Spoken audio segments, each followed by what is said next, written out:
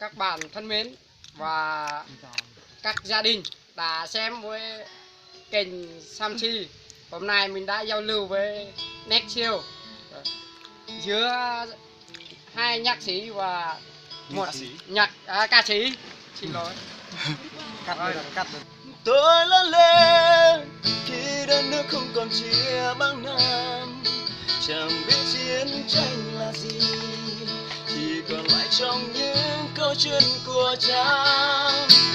Tôi lớn lên khi thân ta không còn lo viết tên, không biết bỏ là gì, chỉ còn lại trong những ký ức của mẹ. Chuyện của cha tôi là những giấc mơ dở dang, là sẽ vun nguyên chiến đấu vì một màu cờ độc thân thắm mơ bao người. Chuyện của mẹ tôi là từng niềm ca cho đời, là đến những nơi xa xôi với những con người, kể ngỡ sao vào trên môi. Một thời gian đấu xa tôi anh hùng, một thời gian khó mẹ tôi đảm đang, vẫn nhớ nụ cười và tình hát đã tiếng bò. Để rồi đây bước trên con đường đời, dù bao gian khó trong đời tôi, nhưng giữ bầu cờ là con tiếng ngân lên tiếng ca đội quân Việt Nam đi.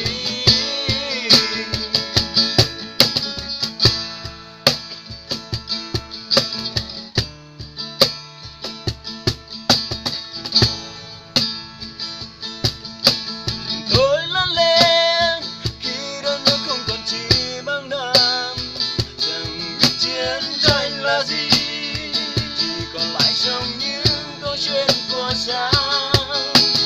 Tôi lớn lên ta không cần lo viết tên, không biết bỏ là gì, chỉ còn lại trong những ký ức của mẹ.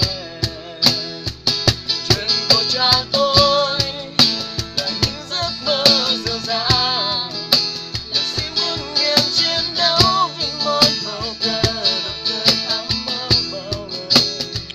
Chuyện của mẹ tôi là cất tiếng ca cho đời, là đứng những nơi xa xôi với những con người, ngày ngôi sao vàng trên môi. Một thời anh đấu xa tôi anh hùng, một thời gian có mẹ tôi đảm đang, vẫn giữ nụ cười và tình hát đã tiếng bò. Để rồi đây bước trên con đường đời, dù bao gian khó trong đời tôi, nhưng giữ bóng cờ là con tiếng ngân lên tiếng ca đội quân Việt Nam đi. Rồi ngày tháng trôi, bao điều tôi đến với cuộc đời, vì trong trái tim tôi luôn tự hào là người Việt Nam. Bầu cờ thắm tươi vẫn phất phơ với những cuộc đời lòng bồi hồi.